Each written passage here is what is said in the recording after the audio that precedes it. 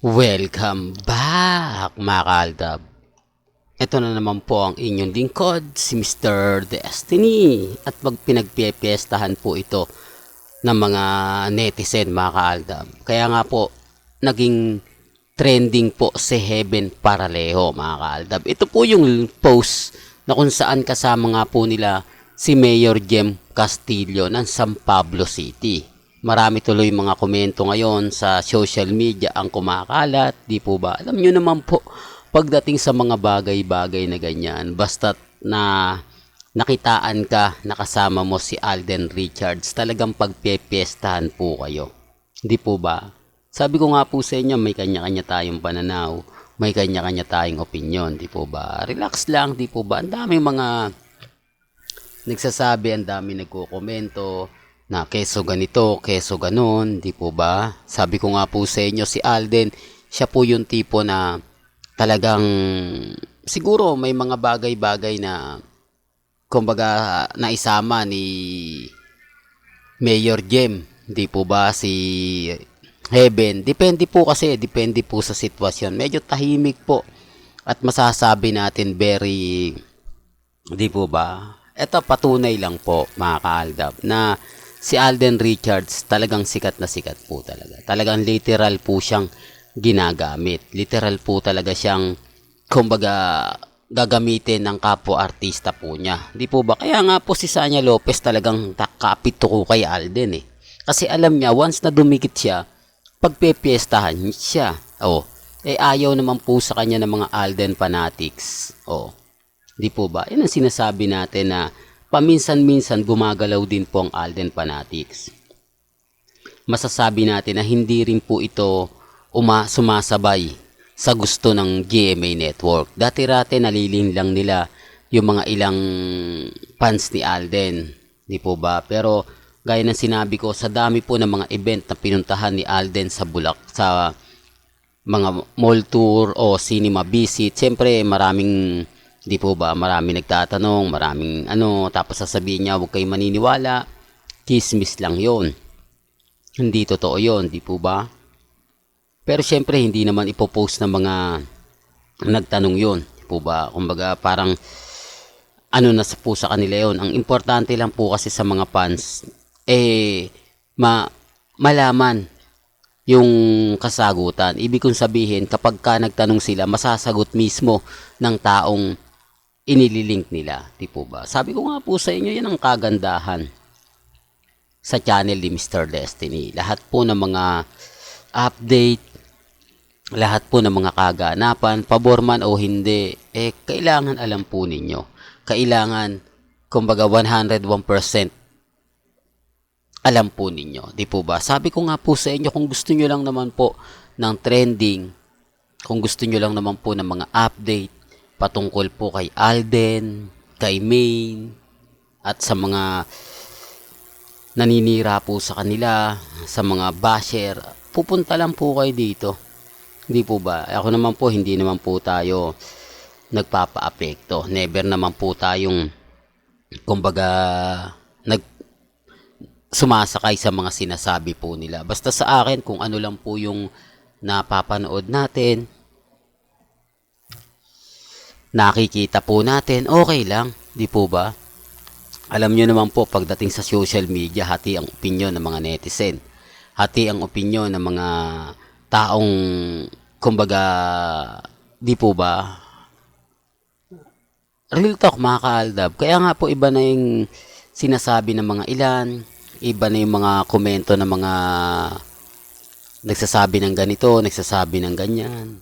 Sabi ko nga po sa inyo, kung gusto nyo lang po ng 101%, di po ba, pupunta lang po kayo dito. Ang dami po kasi mga bali-balita na siyempre hindi natin ina-update lang kasi alam naman po natin na issue lang yan, di po ba? Pero pagka nag-trending na, pinag-usapan na, automatic na yan. Po ba? Talagang andito na yung point na kailangan na natin tong ibalita kasi yung iba nagtatanong na ano na nga po ba yung latest, di po ba? Kaya hindi niyo po masisisi yung mga ilang netizen na, gagamitin na naman yan si Alden. Ano na naman bang pakulo nila? Katatapos lang ng pulang araw. Ngayon, eto na naman. Di po ba? Tapos sasabihin nila, si Alden daw gumagamit kay Maine. Ginagamit daw ni Alden Richards si Maine Mendoza. Ito nga po, literal na si Alden ang ginagamit. Literal na konting galaw lang. Kita nyo yung interview ni Sanya Lopez, di po ba? Halatang halata po na wala po siyang ibang ginagawa. Kumbaga parang nagpapakyut, parang ganto ganyan, di po ba? Sabi ko nga po sa inyo, matatawa po kayo kapag nakakita po kayo ng mga bali-balita sa 24 oras, sa unang hirit. Sabi ko nga po sa inyo, relax lang, kampante lang. Ako, matatag ako, mga kaaldab. Sabi ko, kahit ano po yung gawin nila, hindi po ako nagpapa-apekto. Kahit sabihin nila na ganito, ganyan, di po ba? Hindi naman po tayo agad-agad, nagpapadalos-dalos. Sabi ko nga po sa inyo, kung ano lang po yung latest, kung ano lang po yung trending, doon lang po tayo. Di po ba? Kaya nga po ako, kung titignan ninyo, ang daming mga komento, ang daming mga sinasabi, ang daming mga pahayag. Di po ba? Lalo na nga po pagdating sa social media. Kaya relax lang po kayo. Napakarami pong ganap, napakarami pong update na ibabato po natin. Sa mga nagsasabi na hindi totoo, huwag kayong pupunta sa channel ni Mr. Destiny kasi puro throwback lang yung papakita niyan. Puro paasa sa mga kulto, sa mga delulo. Di po ba? Yan naman lang ang pambasag nila. Sabi ko nga po sa inyo, yan ang salita na literal pong ginagamit sa akin. Literal na dinadagdagan pa po nila. Sa Facebook page po natin, grabe yung mga komento ron. Talagang masakit, maanghang. Grabe kung yung nakakatunaw yung mga sinasabi nila, malamang lusaw na tayo, mga kaaldab. Totoo yan, mga kaaldab, kasi hindi nila matanggap na may aldab pa. Hindi po ba? Sabi nga ng ibang nagko-komento, may aldab ba pala? Ang tiyaga naman niya, wala na siyang viewers, wala na siyang followers, pero nagpapatuloy pa rin siya. Sabi ko nga po ang ano po rito, mga kaaldab, kampante lang, di po ba? At syempre, hindi naman tayo bibitiw basta-basta. Sayang lang po yung 2015 na pinagsamahan natin. Sayang lang po ang 8 years na pagsasama po natin. Tapos bibitiw. Nandun na ako.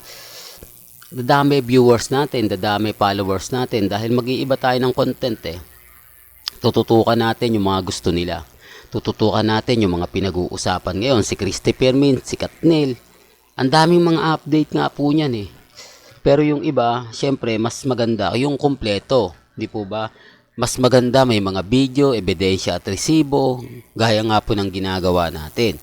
Isa po ito sa rason at dahilan, mga kaaldab, kung bakit gusto nila tayong mag-Alden na lang, mag-Mengay na lang. Kasi mas mas marami tayo nakukuhang resibo, di po ba, at ebidensya. Dahil lang naman po ito sa mga basher natin, di po ba? Natuto na tayo. Sabi nga nila, mas maganda kasi kung magpapakita ka ng ebidensya at resibo, di po ba? Mapapaniwala mo ang karamihan. Although yung iba hindi talaga naniniwala sa atin, pero napapaisip naman, di po ba? Hindi ko naman po makuha yung simpatya nila. At least kahit pa paano, mga kaaldab, nakuha ko yung attention po nila. Di po ba? Ilo naman po yung importante ron Di po ba? Real talk, mga kaaldab. Well, hanggang dito na lang po yung updates natin, mga kaaldab. Kaya kung gusto nyo pa po ng pinaka-latest at sariwang update, abay tumutok lang po kayo dito po sa channel ni Mr. Destiny para updated po kayo sa mga latest at sa mga bagong video po na ilalabas po natin maya-maya lang. Kaya kung bago ka lang sa channel na to at isa kang true-blooded Aldab Nation na nagmamahal po kila Mengay at Isoy, tama po ang channel na pinuntahan mo. Kaya consider na po kitang bagong subscriber. At huwag mong kalimutang i-share ang mga video po natin sa mga mami, sa mga titas at sa mga senyor. Hanggang sa muli, salamat po sa panonood at pakikinig.